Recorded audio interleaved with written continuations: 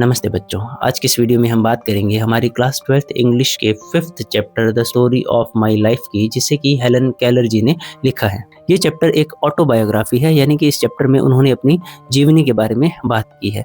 Helen Keller का जन्म 27 जून 1880 में अमेरिका में हुआ था। 27 जून 1880 अमेरिका में हेलन केलर का जन्म हुआ था। वो जन्म से एक नॉर्मल बच्ची थी, जैसे कि सभी होते हैं। पर जब वो 19 महीने की थी, यानी कि ऑलमोस्ट 1.5 साल की जब हेलन थी, तब उन्हें फीवर हुआ और उस फीवर के कारण उनकी दोनों आँखें, वो फीवर इतना ज़्यादा तेज़ और बुरा था कि उनकी दोनों आँखों की रोशनी चली गई।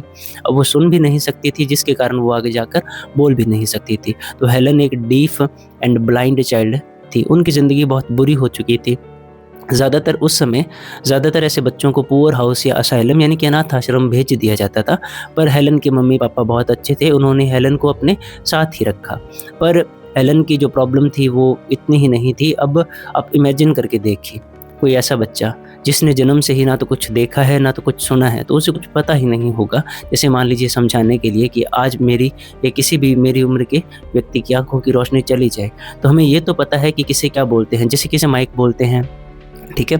जिससे मैं रिकॉर्ड कर रहा हूँ उसे कैमरा बोलते हैं, मैं जिस जगह पर हूँ उसे एक क्लास बोलते हैं।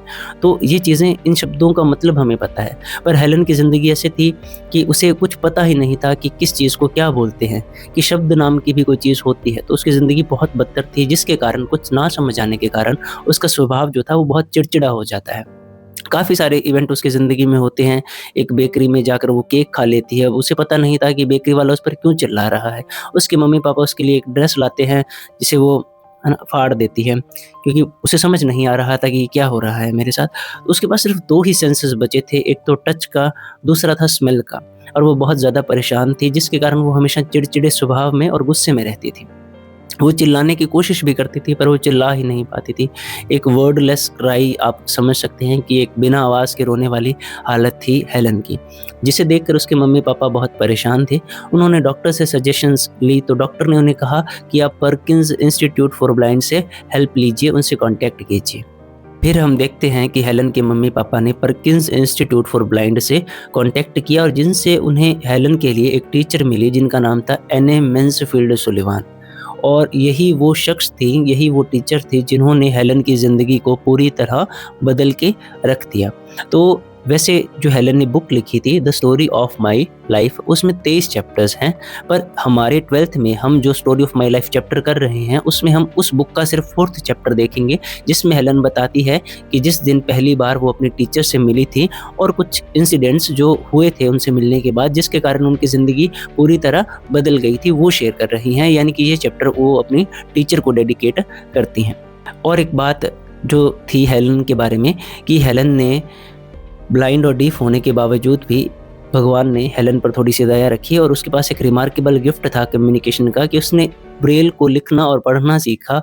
और एक और लैंग्वेज होती है, जिससे कि एक और मेथड होता है, जिससे कि आप थ्रोट या लिप्स पर हाथ रखकर वाइब्रेशन से समझ सकते हैं कि सामने वाला व्यक्ति क्या बोल रहा है, कौन से शब्द हैं ये, जिसे कि हम टोडोमा बोलते हैं। ये दोनों ही बहुत ज़्यादा मुश्किल होते हैं, पर इन्हें हेलन ने सीखा। आगे हम स्टोरी में देखते हैं कि अब हेलन जो है वो 7 साल से 3 महीने, ऑलमोस्ट 3 महीने कम है। हेलन बताती है कि जिस दिन वो अपने टीचर से मिली थी, वो उनकी ज़िंदगी का सबसे इम्पोर्टेंट दिन था, जिसे वो कभी भी भूल नहीं सकती। एज़ इट इज़ हेलन के वर्ड्स है कि उनकी ज़िंदगी का जो मोस्ट इम्पोर्टेंट दिन था, जिसे वो कभी नहीं भूल सकती, वो था जिस दिन उनकी टीचर एने मैन्सफील्ड सुलिवान उनसे मिलने आई थी। तो वो ऐसा लिखती हैं कि the most important day in all my life is the one on which my teacher Anne Mansfield Sullivan came to me.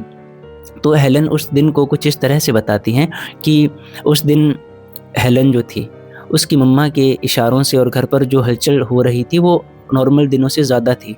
तो पैरों की वाइब्रेशन से समझ गई थी कि आज घर में जो हलचल है वो आम दिनों से ज़्यादा है, कि आज कुछ तो ऐसा होने वाला है जो अलग होगा।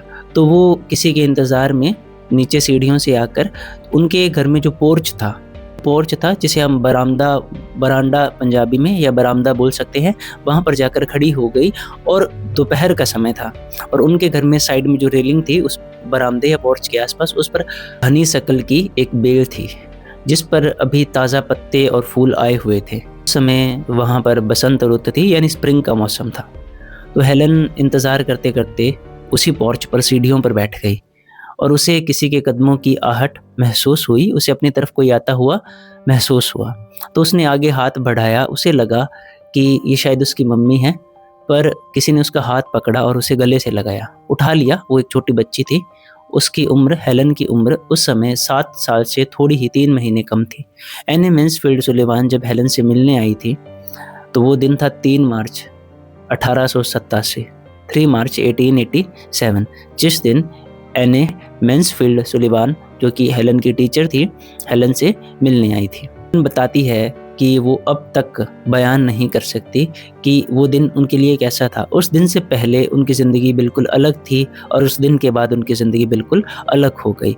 समझाने की कोशिश करती है कि उनकी ज़िंदगी बिल्कुल ऐसी थी जैसे कि मान लो एक समुद्र में, एक विशाल समुद्र में एक शिप है और उसके चारों तरफ एक सफ़ेद धुंध है और कुछ भी नहीं, और उसे कुछ भी समझ नहीं आ रहा कि कहाँ जाना है और कैसे जाना है।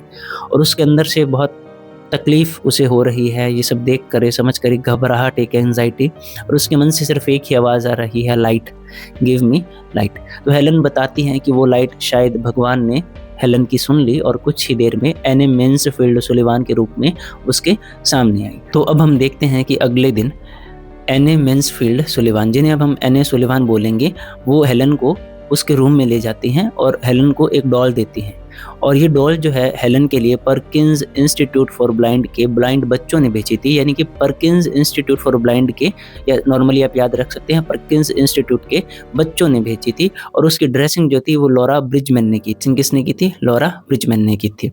अब जो टीचर थी एने सुलिवान, उन्होंने हेलन की गोद में उस डॉल को रखा और हेलन के हाथ पर उंगलियों से DOLL लिखने लगी। हेलन को ये अच्छा लग रहा था और उसे कुछ समझ नहीं आ रहा था, बस उसे अच्छा लग रहा था। तो जैसे बच्चे करते हैं मिमिक करने की, यानी कि नकल करने की कोशिश, तो हेलन नकल करने की कोशिश करने लगी और उसने भी बना लिया DOLL।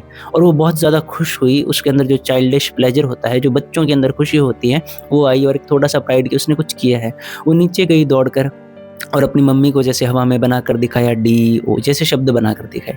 उस समय तक उसे पता नहीं था कि ये क्या कर रही है। वो एक मंकी लाइक एक्टिविटीज़, यानी बंदरों की तरह बस वो बिहेव कर रही थी। वो खुद बताती हैं ऐसा।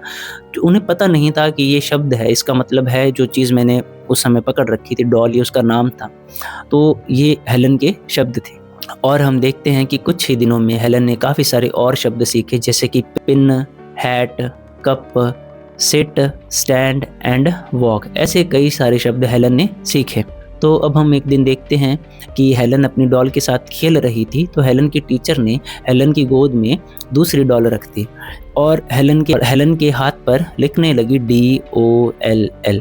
अब हेलन जो थी वो कंफ्यूज हो गई। टीचर बस इतना चाहती थी हेलन को समझाना कि ये भी डॉल है और ये भी डॉल है, ये जो शब्द है डॉल, वो इन दोनों के लिए हम यूज़ कर सकते हैं। पर उसी दिन क्या हुआ था सुबह कि हेलन की जो टीचर थी एने सुलिवान, वो हेलन को मग और वाटर जैसे समझा रही थी कि इसे मग बोलते हैं और इसे वाटर बोलते हैं। पर हेलन कंफ्यूज हो गई, उसने मग पकड़ रखा था कि उसके हाथ में मग भी था और वाटर भी था, तो उसे समझ नहीं आ रहा था कि मग किसे बोलते हैं और वाटर किसे बोलते हैं। और उसके अंदर इसके कारण काफ़ी ज़्यादा फ्रस्ट्रेशन आ गई और वो उसे बुरा लग रहा था बहुत ज़्यादा। तो उसने जो टीचर थी एने सुलिवान, उन्होंने उस वक्त के लिए उस टॉपिक को छोड़ दिया कि बाद में करेंगे, कि शायद अभी ये समझना मुश्किल है। तो उसी दिन की बात थी ये कि अब वो ऊपर गए, तो ऊपर हेलन जो थी एक डॉल के साथ खेल रही थी। तो एने सुलिवान ने दूसरी डॉल दी और उसे समझाने की कोशिश की कि इन दोनों के लिए ही डॉल शब्द यूज़ करते हैं। इसमें भी हेलन को प्रॉब्लम हो रही थी, उसे समझ नहीं आ रहा था और अब उसका गुस्सा पीक पर आया और उसने उस डॉल को फेंक दिया और वो डॉल टूट गई। अब हेलन को उस डॉल से ज़्यादा प्यार नहीं था, तो उसे ना तो बुरा लग रहा था, ना उसके अंदर कोई दुख था, ना उसके अंदर कोई रिग्रेट था। उल्टा जब हेलन केलर की टीचर ने, एने सुलिवान ने, जब उस डॉल के टुकड़ों को साइड किया उसके पैरों से, तब उसे खुशी मिल रही थी कि उसका जो बोझ था, उसे ना समझ आने का, उसका जो मेंटल पेन था एक, वो थोड़ा कम हुआ। तो अब हम देखते हैं कि एने सुलिवान जो हेलन की टीचर थी, वो हेलन को एक कुएं की तरफ, एक वेल हाउस, हेलन की जो टीचर थी अब हेलन को एक कुएं की ओर, एक वेल हाउस की ओर ले जा रही थी। और रास्ते में वही हनी शकल के पौधे थे, बेल थी, जिसकी खुशबू और पत्ते जो थे वो हवा में फैले हुए थे।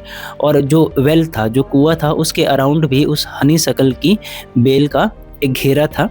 तो हेलन को बस इतना याद है कि ये हो रहा था कि उसे महसूस हो रहा था कि कोई पानी खींच रहा है, जैसे बाल्टी से पानी खींच रहा है, और फिर हेलन की टीचर ने हेलन के हाथ पर एक तरफ ठंडा-ठंडा पानी उसकी एक धारा गिराई और दूसरे हाथ पर लिखा WATER वाटर।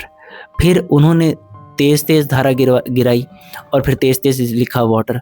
अब हेलन को समझ आ गया कि ये जो ठंडी चीज़ हेलन के हाथ पर बह रही है, इसे ही हम क्या बोलते हैं, वाटर। और अब हेलन के लिए एक होप बनी, जो उसे समझ नहीं आ रहा था, वो उसे समझ आया। उसे एक नई दिशा, एक नई उम्मीद, एक नई खुशी मिली। और जैसे कि उस मोमेंट के बाद वो ये समझ गई कि हर चीज़ का एक नाम है। अब वो हर चीज़ को अलग नज़रिए से देखने लगी। वो किसी चीज़ को छूती तो उसमें उसे जीवन की कंपन महसूस होती कि इस चीज़ का भी कोई नाम होगा, इसकी भी कोई स्टोरी होगी। हर एक शब्द उसके लिए हर एक थॉट की तरह, एक नए विचार की तरह था। उसकी दुनिया उस दिन से बिल्कुल बदल गई और उस दिन उसने घर आकर शाम को कई सारे और शब्द सीखे, जैसे कि वो कहती है मुझे पूरी तरह से याद नहीं, पर वो शब्द थे जैसे मदर, फादर, सिस्टर, टीचर। तो ऐसे काफ़ी सारे शब्द उन्होंने सीखे और उनके सामने जैसे एक रहस्यमय दुनिया ही खुल चुकी थी, एक नई दुनिया का दरवाज़ा ही उनके लिए खुल चुका था। अब जब वो ऊपर गई और उन्होंने उस गुड़िया के टुकड़ों को ढूँढा, तब उन्हें समझ आया कि उनसे कितनी बड़ी गलती हो गई और उन्होंने क्या नुकसान कर दिया। उनकी आँखों में आंसू भी थे। उन्होंने उस गुड़िया को जोड़ने की कोशिश की, पर वो नाकाम रही। तो बस उन्हें उस बात का थोड़ा दुःख था। हेलन बताती है कि वो सारे शब्द जो उन्होंने सीखे थे, वो उनके लिए नए फूलों की तरह थे दुनिया में जो खिल रहे थे। और उस रात जब हेलन अपने बिस्तर पर लेटी सोई, तो वो इतनी खुश थी कि वो पहली बार ज़िंदगी में अगले दिन के आने का इंतज़ार कर रही थी। तो चलिए दोस्तों, मिलते हैं नेक्स्ट वीडियो में। अगर आपको ये वीडियो अच्छी लगी तो इसे लाइक और शेयर ज़रूर कीजिएगा, और अगर आपको कोई सुधार चाहिए तो कमेंट ज़रूर कीजिएगा। इस चैप्टर में से आप इस चैप्टर की थीम कर लीजिए, और जो हेलन केलर है उनका कैरेक्टर स्केच कर लीजिए, और छोटे क्वेश्चंस में से आप ये कर लीजिए कि नरेटर यानी कि जो हेलन केलर है उनके टीचर का क्या नाम था, हेलन के लिए वो डॉल किसने भेजी थी, और बाकी सारे छोटे क्वेश्चंस तो आपको आराम से समझ आ ही जाएंगे क्योंकि आप स्टोरी अच्छे से समझ चुके हैं। ठीक है बच्चों, मिलते हैं नेक्स्ट वीडियो में, और अगली वीडियो देखने के लिए आप यहाँ पर क्लिक कर सकते हैं साइड में।